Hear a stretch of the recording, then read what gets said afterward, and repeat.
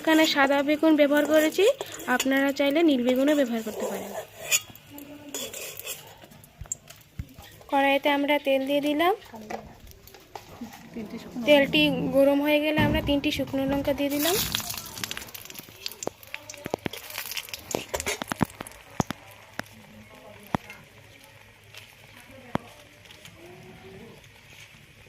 আর 2টি তেজপাতা ছেড়ে দিয়ে দিলাম।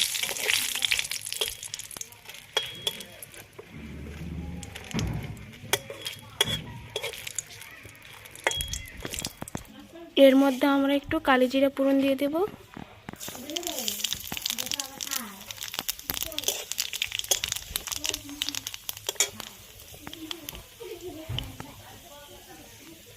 একটু আদা বাটা দিয়ে দেব।